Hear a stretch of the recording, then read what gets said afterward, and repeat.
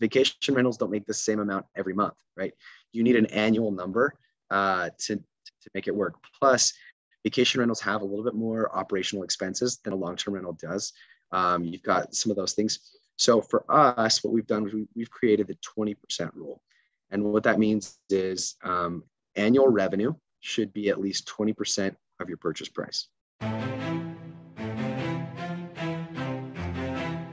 What's up, everybody? My name's Mike Sjogren, here with my co-host, Emmanuel Pani. We're part of a group of specialized real estate investors you've probably never heard of. We didn't start with deep pockets or wealthy families, and we don't rely on 401ks, mutual funds, or traditional real estate investing. In fact, many of us don't even own the properties that fund our freedom. If you ask the money experts out there, they'd say what we do is impossible, yet it's happening every single day. It's happening through a new niche called short-term rentals. We are Short-Term Rental Nation, and these are our secrets. What's going on, everybody? Welcome back to another episode of the Short-Term Rental Secrets podcast. I'm your host, Mike Sjogren, here with my main man and brother from another mother, Mr. Emmanuel Pani. What's up, B? My brother, Happy New Year. First show of 2022. Super excited. I see that you're wearing a Mickey Mouse hat, which I assume means that you're in Orlando right now. Yes, sir. How's your house? How's your house? It's great, man. I'm great. It's getting there. I mean, most of the house is done. It's just all the custom rooms, which Jeff knows all about. That can take a while. So we've got, we're finishing up the Mario room right now. The painter's up there, Nice. finishing painting all the furniture and all that good stuff. And then, yeah, man, I'm excited. I'm thinking realistically, it'll probably be live by, I was hoping for the beginning of February, but it might be mid-February. We'll see how quick they can move through the rest of the house. But so far, so good, man. It's been great. I've been down here since the day after Christmas, and we're supposed to go home a couple days ago, and Kristen got COVID. So now we're just quarantining down here, which there's definitely worse places to quarantine. So I'm not minding it. It's like 75 and sunny right now. So I'm good. Yeah. Dude, this COVID thing, it's going crazy. It's like, I don't know anybody that hasn't had it or doesn't know somebody that had it, right? Like, yeah, I haven't had it either, but I'm like, now, like, a bunch of people. And what's funny is I don't know what you're seeing, but we are seeing some kind of pushback to middle of COVID kind of moments. So people like getting scared about reservations. So people are trying to cancel reservations or rescheduling reservations, which is always fun. And then we are seeing more of the like last minute bookings again. So we had a couple of units that were open. So really kind of like being on top of our pricing and almost holding on to like, not until it's too late, but it's like almost too late to like kind of reduce it, because some days I'm getting bookings like the day before I would normally reduce it. So it's very interesting to just kind of keep an eye out as this thing is back and maybe it'll be gone again, and who knows. But at the same time, not to, I don't know, you got to look at the data, you got to look at the facts. And if you have things open, you got to play with pricing, especially if you're doing it with more than one unit. I think if you have one unit, maybe you're getting away with it. But across our entire portfolio, we have to kind of pay attention a little bit more. Yeah, 100%. And that's what we're going to be talking about today is really getting into the data and in the weeds on this stuff. And so I'm really excited to have Jeff Brown with us today. He is also a co-founder of Loma Homes. So we had Brindy on a few weeks ago, and we were connecting offline, and she's like, you really need to talk to Jeff because he's our numbers guy. He does all of our analysis and tells us where to go and what types of properties to get. So excited to have him on today. So Jeff started his career at Target corporate headquarters as an analyst and gradually worked his way into smaller and smaller e-commerce companies like Overstock and 1-800-Contacts until he was approached by a startup called One Click Retail. And there he quickly became the director of operations and helped the company grow to over 100 employees, achieve 70% profit margins, and complete a successful exit. And after 6 years at One Click Retail and 10 years in managing business, Jeff left to pursue his passion in entrepreneurship and real estate. And if he's not busy making something, do more with less, you usually find him swimming through Excel spreadsheets. So Jeff, welcome to the show, man. Excited to have you here. Thanks, Mike. Excited to be here. Thanks for having me. Yeah, absolutely, man. So what was that moment when you were like, Okay, I'm gonna get into short-term rentals. Like, how did that come about based on your background? Yeah, that's a really good question. Honestly, my background has always been in data and analytics. So joining the tech startup was kind of a natural fit for me.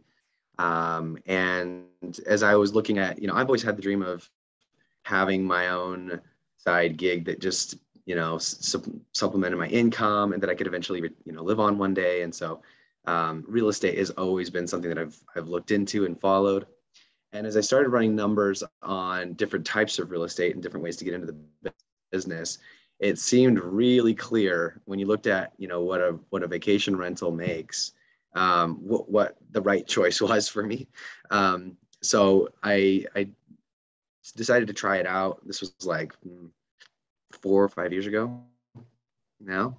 I think maybe 4 years ago. We bought our first rental in Joshua Tree, California. And I happened to know Kyle and Brandy at the time, and they were doing these house flips all across the country. And I was like, you know what? My numbers tell me that Joshua Tree is really profitable. Now, keep in mind, this is like 4 or 5 years ago. So this is before it all blew up. And I was like, this place is hot, guys. Like, seriously, there's something here. And so I was like, I'll pay you guys to go flip me a house in Joshua Tree, because the only thing there is like a bunch of trailer houses. So tell me, like, give me something to work with here. They went out there and totally captured the vibe. Like, it is a hippie wonderland. Like, it is bohemian. Just, I don't know if you're familiar with it, but they bought this geodesic dome. They put some trailers around it. They decked it out with a local murals. They did all this crazy stuff. And I was like, awesome. So for pennies on the dollar, they were able to make me an Airbnb that just crushed it. And that's when I realized this needs to be something more than just like my side gig. I think we could really scale this business and go crazy and really focus on creating experiences for guests. And so that's how Loma Homes started. I love it, man. I love it. And it's funny, like most people that get into the business, they just kind of like, oh, this is interesting. And they kind of like fall into it. And then they're like, wow, this is wild. Right. And then they decide to scale it from there. And so what was it about Joshua Tree, back then? Now, most people, especially in this industry, know it is kind of a hot spot for STRs. What was it that you saw, 4 or 5 years ago that was like, this place makes sense? Yeah. So at the time, the only data source I was using was AirDNA. And so I was just pouring through all the different AirDNA reports, and I was using their investability score. So AirDNA has, I don't know if you've covered this before, but it has an investability score that basically determines the difference between revenue or potential revenue and the average housing price. So the biggest difference between revenue and housing price is where the profit pockets are. And Joshua Tree was one of the areas that was highest on the list, but it was also an area that was fairly close, like drivable distance from where I'm from Utah. So I could get there by car if I needed to.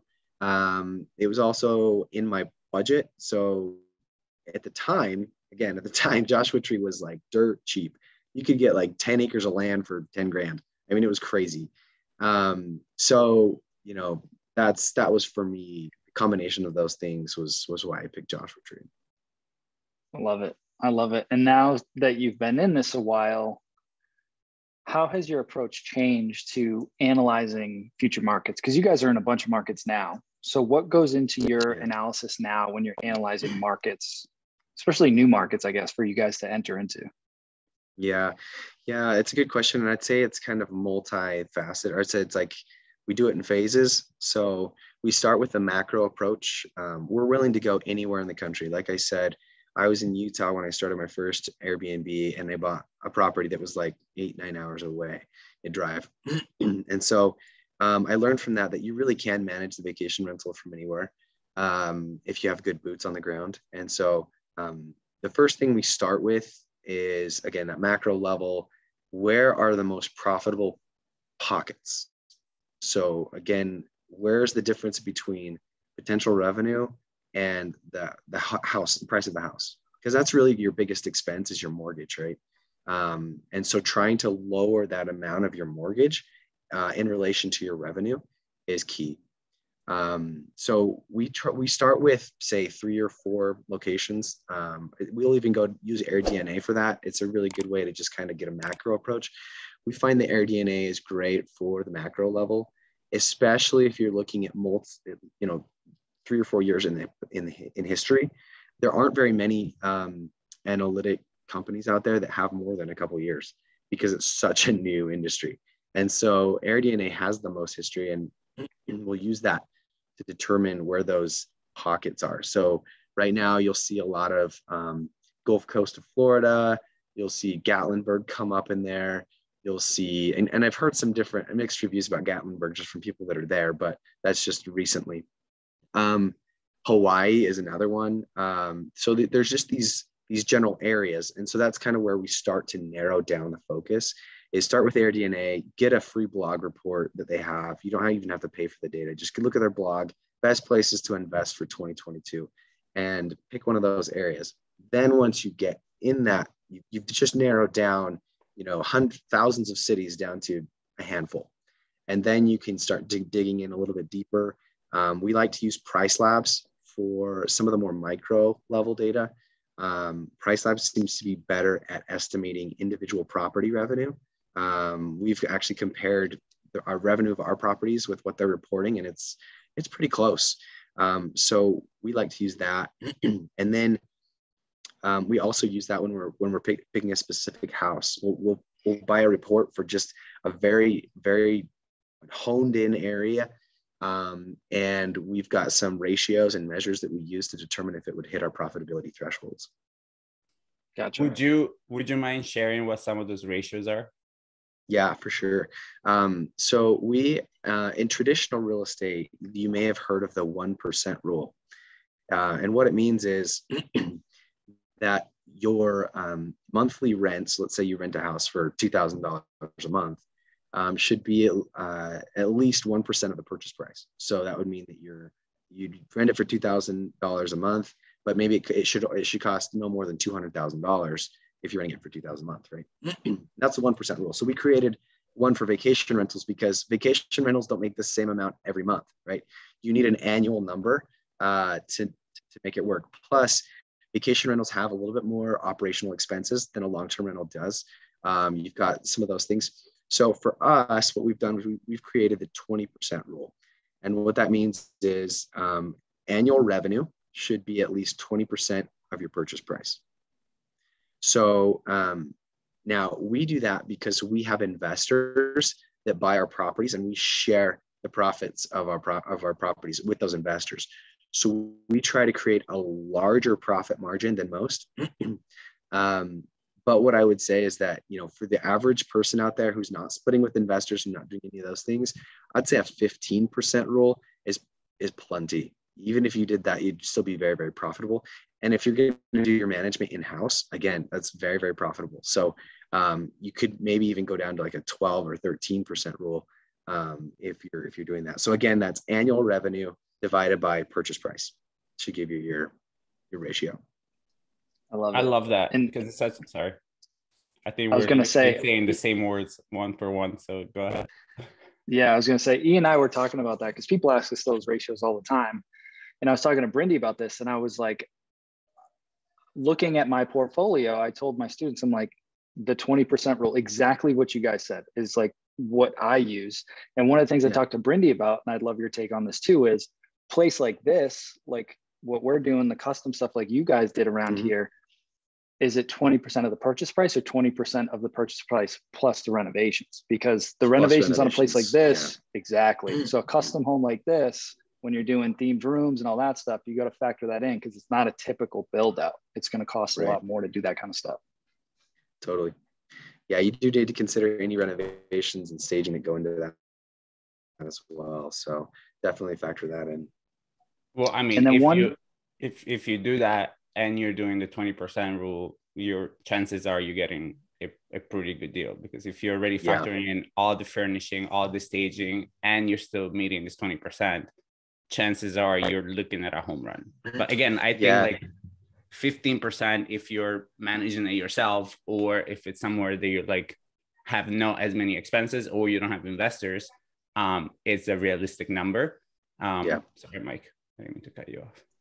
No, that's Yeah, great. I was no. just going to say, for clarification purposes, on the market reports, you're talking about price labs for the individual ones where you can set like a 5-mile radius or whatever. Yes. Just for clarification for the listeners. Yep. Yeah, totally. Yeah, Okay. Thanks for clarifying.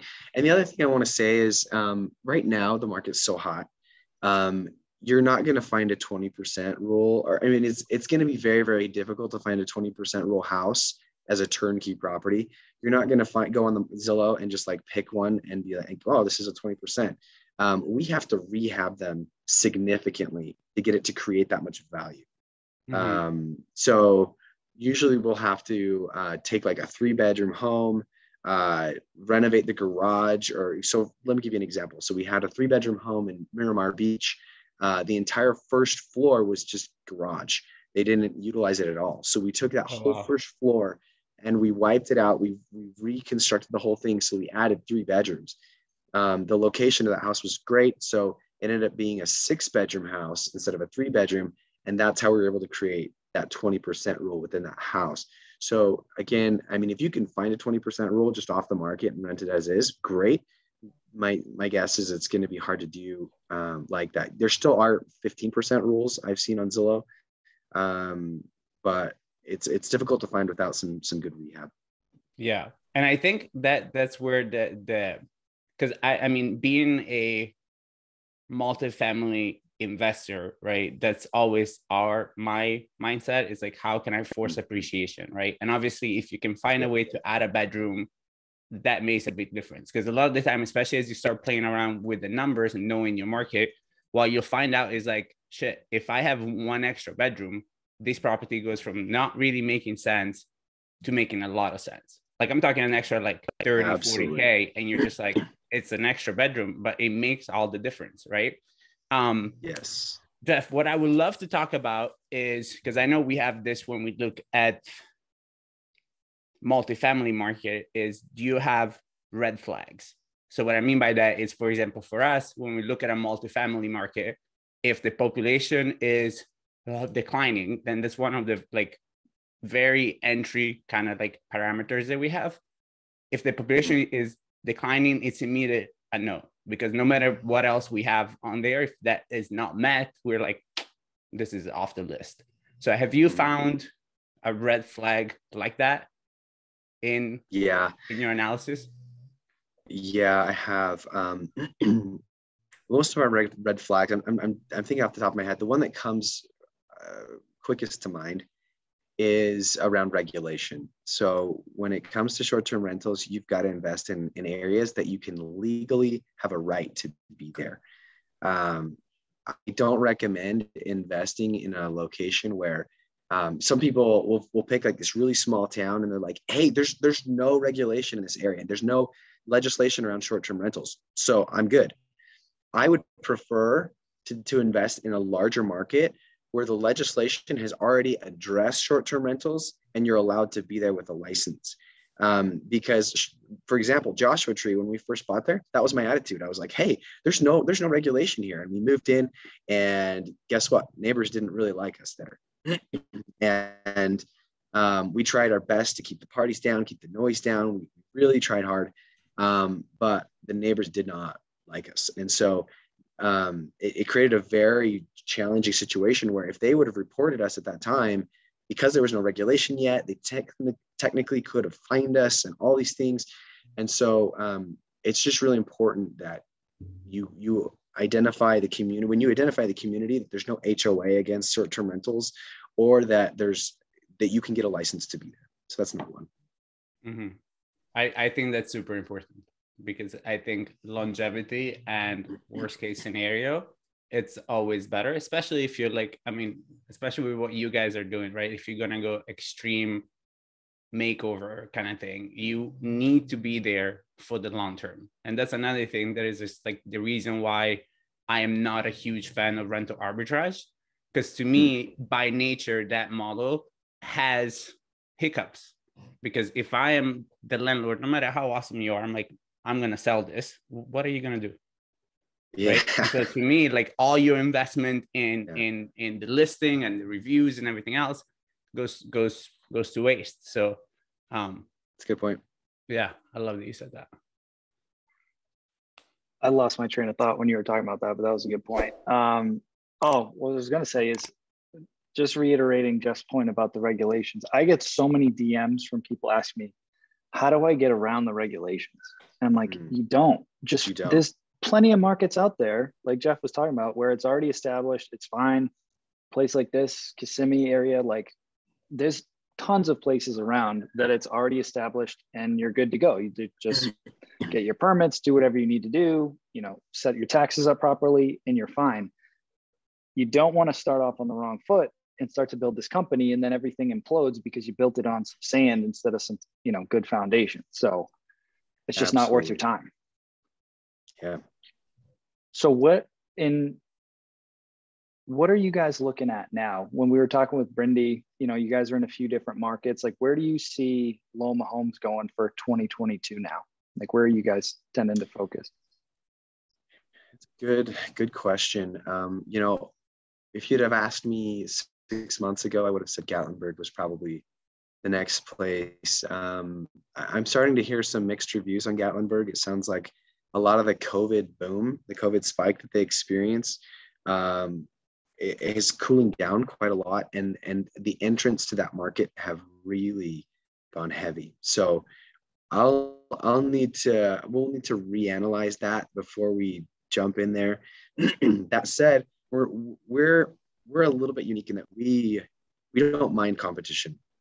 We like big markets because we're able to make the property so unique that a large market is just a sign of large demand. So as long as we can place ourselves in that top 10 percentile of properties, we're not afraid of competition.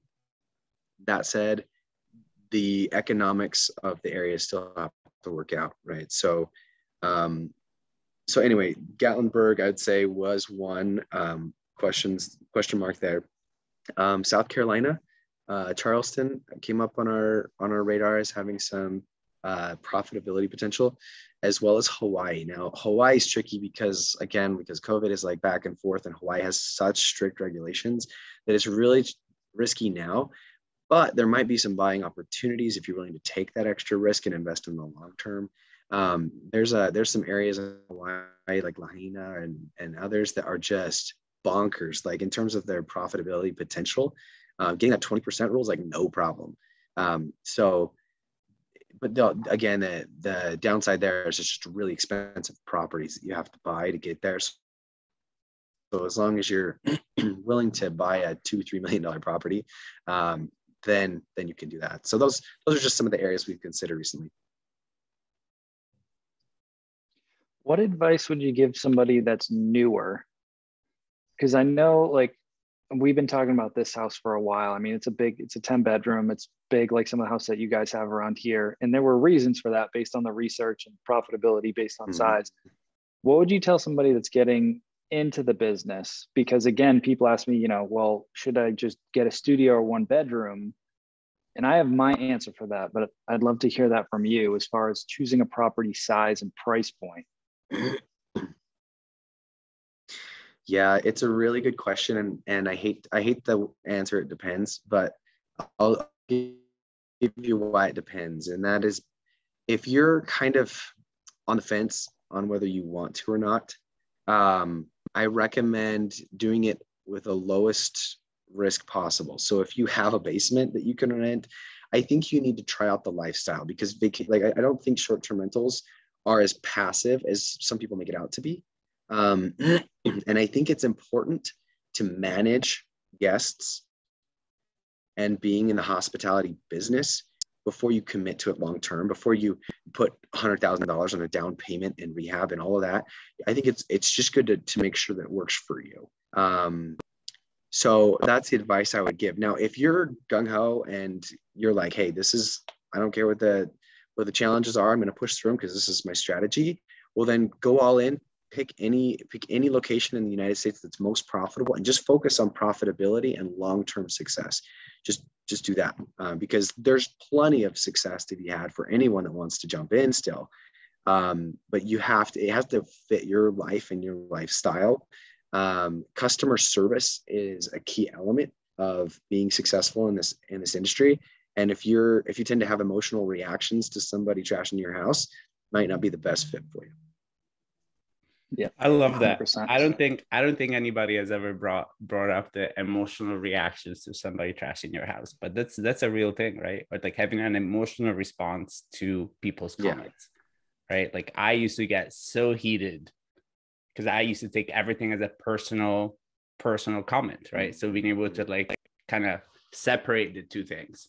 And I think also another thing that you said that was absolutely great is as an analytical person, sometimes just the proof of concept is what you need. So like doing it in your basement or doing it wherever, because obviously based on your personality, the way to get started can be very, very, very different, right? But if you have those over analytical, because I think there's a lot of people that are used to being analytical and can underwrite deals, and now they're in that like analysis paralysis kind of thing, right? Which I assume you being like a data analyst, there was a possibility of that being an issue for you, maybe. So how would you tell somebody that has a similar mindset to you and a similar like head to you, that you're like, okay, I need to analyze everything, I analyze it, and then you have that little what if that goes on in the back of your head?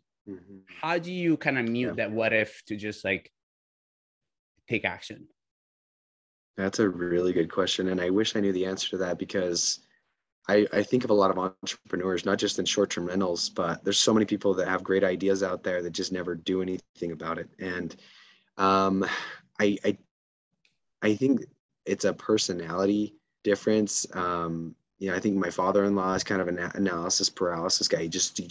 He can't like buy something because he's analyzing all the different options and all the different sales that are going on, and he just never buys anything because anyway. What I would say, the things that have given me comfort in taking the next step is either finding a mentor, finding someone that will kind of help you along and give you a third-party perspective on it, or just talk to one of the hosts. Like reach out to a host that is in your market. You'll be surprised how willing to help people are. Just message somebody and say, hey, I'd love to talk to you about your rental. Can you, I've gotten tons of people who have messaged us on Airbnb and said, can I just talk to you? Like, I just want to know how you do what you do. And I do. I jump on the phone with them and we talk about short-term rentals, and they throw their numbers at me and I give them my opinions. And especially for somebody local to the area, I think that's really important, is just get another opinion. So that you know what experience people are having. I think that's great advice. And I still use that even today. I mean, when we looked at this place, I stayed at the lady's house literally across the street. I paid way more than I needed to. I rented a 6-bedroom house for my wife and I because I wanted to stay in the area. And then like we just talked, and I was like, she was super open. I think that's one of the things that I love most about this industry is like people are willing to help, and they're just like, technically she's competition right there, but she's like, oh yeah, like this is what you want to do, focus on this, don't worry about this, and just being super helpful. So if you can make the trip to whatever market you're going to go, like go stay at somebody's place, like put out a little bit of money, pay to stay at their place, and then just be like, hey, this is great, like I'm looking at a property around here, any pointers or whatever, or can we jump on a call? Totally. And the coffee thing might be out the window depending on people's COVID whatever situation, their opinion, but whatever. Awesome, man. So I want to be super respectful of your time. I know we're getting close to the end of the hour. So before we get into the last question, I want to acknowledge you and thank you for coming on here and sharing all your wisdom and kind of breaking down how you guys analyze markets, how you analyze properties, and how to move forward and actually grow a profitable business and keep growing and bring on investors and do all those things that can sound really scary at the beginning. But when you can set some parameters for yourself, like the 20% rule and some other things that we were talking about, like it just helps create a more black and white go, no go decision to help get out of that analysis paralysis. So where can folks learn more about you and Loma Homes? Yeah. So you can go on our website. It's www.loma-homes.com, or you can email me directly at Jeff, Jeff, at loma-homes.com. And happy to answer any questions you have. We like to share knowledge, and we have a very abundance mentality. You know, there's enough to go around for everybody. So let's share knowledge. I love it. I love it. And the last question that we like to ask all of our guests is, what is your number one secret to success with short-term rentals? Good question.